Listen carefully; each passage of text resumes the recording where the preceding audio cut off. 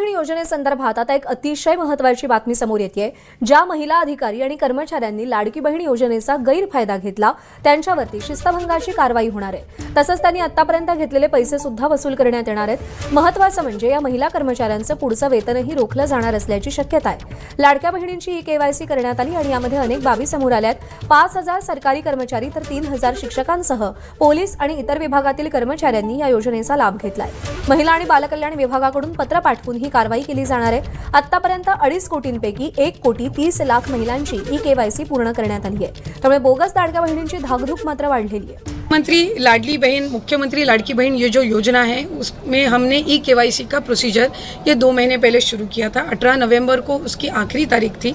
हमने आज आदरणीय मुख्यमंत्री देवेंद्र जी फडणवीस सर, उप मुख्यमंत्री शिंदे सर और अजीत दादा की अनुमति से, उनके सूचना से हमने वो जो डेडलाइन थी 18 नवंबर की उसको आज एक्सटेंशन देके 31 दिसंबर तक 31 दिसंबर तक वो बढ़ाई है, ताकि ये ई-केवाईसी की जो प्रोसीजर है वो कोई भी लाभार्थी ई-केवाईसी का प्रोसीजर उन्होंने किया नहीं है, इस वजह से वो इस लाभ से वंचित ना रहे। इसलिए हमने उनको इस 2 महीने की मतलब अभी जो मोर देन 1 मंथ का उनको एक्सटेंशन दिया है। और मुझे विश्वास है कि इस एक्सटेंशन में ज़्यादा से ज़्यादा जो लाभार्थी ई-केवाईसी से वंचित रहने वाले थे उनको ये जो एक्सटेंशन दिया है उसमें राहत मिलेगी। देण्यात आलेली आहे। अद्यापर्यंत ई-केवायसी करणाऱ्या महिलांची संख्या किती आहे ही माहिती पडलेली आहे का? अद्याप किती महिलांचं ई-केवायसी लाडकी बहीणमध्ये करण्याचं बाकी राहिलेलं आहे? आम्ही साधारणपणे 2 महिन्यापूर्वी 18 नोव्हेंबरपर्यंत ई-केवायसीची प्रक्रिया पूर्ण करण्याच्या संदर्भामध्ये सर्वच आपल्या महाराष्ट्रातील लाडकी बहीण मुख्यमंत्री माझी लाडकी बहीण योजनेच्या लाभार्थी महिला ज्या आहेत त्या माता भगिनींना आम्ही त्या ठिकाणी सूचना केल्या होत्या। त्यानुसार जवळपास 1,20,00,000पेक्षा अधिक महिलांची ई-केवायसीची प्रक्रिया 100% पूर्ण झालेली आहे आणि 50 लाखापेक्षा अधिक अशा महिला आहेत ज्यांची साधारणपणे 60-70% ही जी प्रक्रिया आहे ती त्या ठिकाणी पूर्ण झालेली आहे। मधल्या कालावधीमध्ये अतिवृष्टी असेल, पूर परिस्थिती असेल, अवकाळी पाऊस असेल, म्हणजे मे महिन्याच्या पहिल्या आठवड्यामध्ये जो पाऊस सुरू झालेला आहे तो साधारणपर्यंत जवळपास 5 ते 10 नोव्हेंबरपर्यंत पाऊस सुरू होता। बऱ्याचशा ठिकाणी पुराची परिस्थितीसुद्धा होती, अतिवृष्टीसुद्धा झाली आणि त्या ठिकाणी महिलांचे काही असणारे जे कागदपत्र असतात, काही दाखले असतात, तर ते त्यांना म्हणजे पुराच्या परिस्थितीमध्ये सुद्धा तिथं काही भरपूरशा लाभार्थ्यांनी गमावलेले आहेत। त्या दृष्टिकोनातून आणि त्याचबरोबर ज्या विधवा महिला आहेत किंवा ज्या एकल महिला आहेत म्हणजे ज्यांचे वडील वारलेले आहेत पण डिवोर्स झालेला आहे किंवा अशा पद्धतीच्या ज्या काही बाबी आहेत तर त्याच्यामध्ये त्यांचीही त्याच्यामध्ये विनंती होती, सूचना होती। मधल्या कालावधीमध्ये आदरणीय मुख्यमंत्री देवेंद्र फडणवीस साहेब, दोन्ही उपमुख्यमंत्री शिंदे साहेब आणि आदरणीय दादांच्याकडे सुद्धा त्या संदर्भातली चर्चा करण्यात आली आणि 31 डिसेंबरपर्यंत आपण ई-केवायसी करण्याची मुदत ही वाढवत आहोत। म्हणजे जेणेकरून ज्या काही जिथं अतिवृष्टी झाली, पूर परिस्थिती झाली तिथल्यांनाही महिलांना ई-केवायसीसाठी त्या ठिकाणी अधिकची मुदतीतून त्यांना ई-केवायसीची प्रक्रिया पूर्ण करता येईल।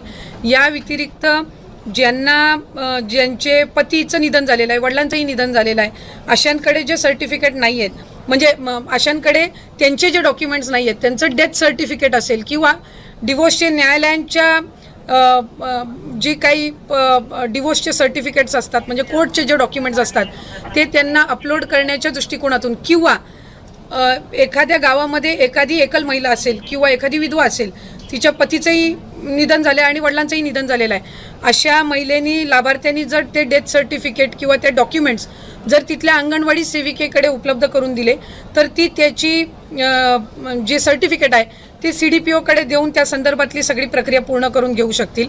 आम्ही आजच त्या संदर्भातला शासन निर्णयसुद्धा निर्गमित करत आहोत। त्याच्यामध्ये ज्या ज्या गावातल्या किंवा शहरातल्या तिथल्या अंगणवाडी केंद्र आहेत, ज्या अंगणवाडी सेविका आहेत त्यांच्याकडे त्यांनी तशा पद्धतीचे कागदपत्र सबमिट करायचे आहेत। इन द मीनवाईल त्या मध्यंतरी त्या कालावधीमध्ये आम्ही वेबसाईटवर पण तशा पद्धतीचं ऑप्शन हे देण्याच्या दृष्टिकोनातून आमचं काम हे सुरू आहे। रोज साधारणपणे 4 ते 5 लाख महिलांचं ई-केवायसीची प्रक्रिया ही त्या ठिकाणी होत आहे। मधल्या कालावधीमध्ये थोडं 1-2 लाखावरती संख्या आलेली होती, पण नंतर पुन्हा एकदा त्या वेबसाईट आणि संबंधित विषयांवर काम करून आता ती पूर्वपदावर आलेली आहे। तर या संदर्भामध्ये राज्याचे मुख्यमंत्री फडणवीस साहेब आणि दोन्ही उपमुख्यमंत्री शिंदेसाहेब आणि दादा यांच्या सूचनेनुसार आपण ती 31 डिसेंबरपर्यंत मुदत वाढवतो. नाही, पण या सगळ्या लाडक्या बहिणींमध्ये सातत्यानं अनेक बातम्यांसमोर येत होतं की सरकारी महिलांनी देखील या सगळ्या योजनेचा लाभ उचलला आहे. आता एक नवीन बातमी समोर येते, वृत्तपत्रामध्ये छापून आली आहे की ज्यांचे पुरुष म्हणजे पोलीसमध्ये कामाला आहेत त्यांच्या पत्नींनी देखील पोलीस नाही, एक गोष्ट आपण ह्याच्यामध्ये समजून घेतली पाहिजे की जून 2024 मध्ये ही योजना झाली. 1 जुलैपासून लाभार्थ्यांनी याच्यामध्ये फॉर्म भरायला सुरू केले. सरकारी नोकरींमध्ये जे असणारे लाभ घेणारे होते जवळपास 7 ते 8 महिन्यांपासून किंवा त्याच्याही आधीपासून जसं जसं विभागाच्या यंत्रणेच्या लक्षात येत गेलं तसं तसं त्यांचा लाभ तिथल्या तिथे थांबवत गेलेला आहे. 6-8 महिन्यानंतर ज्यांचं निदर्शनास आलेलं आहे त्यांच्या पगारातून ती ट्रेजरीमध्ये म्हणजे सरकारी तिजोरीमध्ये परत घेण्याची प्रक्रिया सुद्धा जवळपास 6-8 महिन्यापासून त्या ठिकाणी सुरू आहे.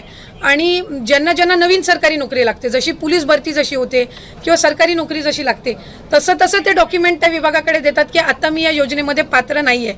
तर त्या पद्धतीने आपण ते अपडेट करत असो. जसं जानेवारी महिन्यामध्ये आम्हाला डेटा मिळाला नमो शेतकरी योजनेचा, साधारणपणे तो 5 ते 6 लाखाचा डेटा होता आणि मग त्या पद्धतीनं त्यांचा लाभ आपण 1000 रुपये त्यांना नमो शेतकरीचा आणि 500 रुपये लाडकी बहीणचा असा आपण सुरू केला. तसंच सेवार्थचं ज्या वेळेला आम्हाला 2500चा डेटा मिळाला आपण त्यांचा लाभ तिथल्या तिथंच फेब्रुवारी महिन्यातच आपण बंद करून टाकला. काही वेळेला असं होतं की प्रसारमाध्यमांकडे किंवा पत्रकार म्हणजे वर्तमानपत्रांकडे 2-2, 3-3 महिन्यानंतरचे केसेससुद्धा समोर येत आहेत आणि मग ते नव्याने आत्ताच झालेत. अशा पद्धतीची त्या ठिकाणी एक म्हणजे संभ्रम निर्माण होत आहे. आम्हाला ज्या वेळेला सरकारी जिथं नोकरी लागलेली असेल किंवा काय हे जसं त्यांच्या याच्यावर अपडेट होतात त्यावेळेसपासूनच आपण त्यांचा लाभ देण्याची प्रक्रिया बंद करत असतो.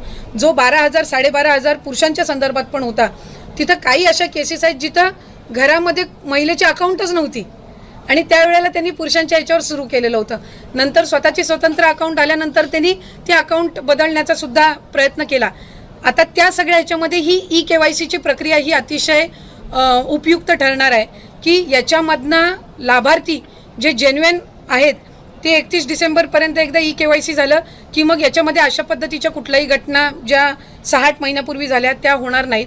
आणि जे पुरुष लाभार्थ्यांनी काही ठिकाणी जिथं लाभ घेतलेला आहे तिथंही आम्ही व्हेरीफाय केलं आहे. ज्या वेळेला लक्षात आलं त्यावेळेला त्याच वेळेला तिथं त्यांचा लाभ वितरणाची प्रक्रिया ही थांबवण्यात आलेली आहे आणि ज्यांची नाही तर त्यांना दंड आकारण्याच्या संदर्भातली सुद्धा किंवा त्यांच्याकडनं ती जी रक्कम आहे ती पुन्हा एकदा वसूल करण्याच्या संदर्भामध्ये सुद्धा जो प्रस्ताव आहे तो विभागाच्या वतीने शासनापर्यंत जाणार आहे. पण ही ज्या सरकारी कर्मचाऱ्यांच्या कुटुंबाकडनं हा लाभ घेण्यात आलेला आहे ही रक्कम काही जमा झाली का किंवा त्याचा काही अंदाजित आकडा आहे का? अंदाजित म्हणजे साधारणपणे मी आपल्याला म्हटल्याप्रमाणे सुरुवातीच्या कालावधीमध्ये आम्हाला सेवार्थीचा आलेला, सेवार्थी खरं तर 8,000पेक्षा जास्ती आहेत पण आम्हाला तो डेटा जसा उपलब्ध झाला 2-2.5 हजारचा आम्ही तिथल्या तिथे ती प्रक्रिया त्यांना वितरित करण्याची थांबवली. साधारणपणे जानेवारी-फेब्रुवारी महिन्यातली घटना आहे. सरकारीमध्ये पण बरेचसे असे आहेत ज्यांची सरकारी नोकरी लागल्यानंतर स्वइच्छेने त्यांनी आपलं जे चलन असतं सरकारी चलन याच्यातनं त्यांनी ती रक्कम परतफेड केलेली आहे.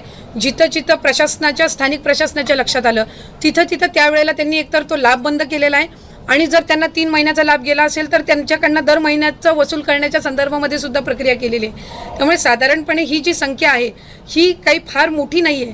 म्हणजे तसं बघायला गेलं तर 1% पण आतली असणारी संख्या आहे आणि ती प्रक्रिया जी आहे ती आपल्याकडे ती विभागाकडे ती रक्कम परत येणार नाही. ती शासनाचं जे ट्रेजरी डिपार्टमेंट आहे यांनी जो एक ठराविक हेड आम्हाला ओपन करून दिलेला आहे ती त्याच्यामध्ये येते आणि मग ती शासन जमा होते. पण मराठवाड्यातील अनेक महिलांची जी कागदपत्रे ही प्रक्रिया सुरू आहे. म्हणजे ही कसं आहे जसं आता तुम्ही पोलीस भरतीच्या संदर्भातलं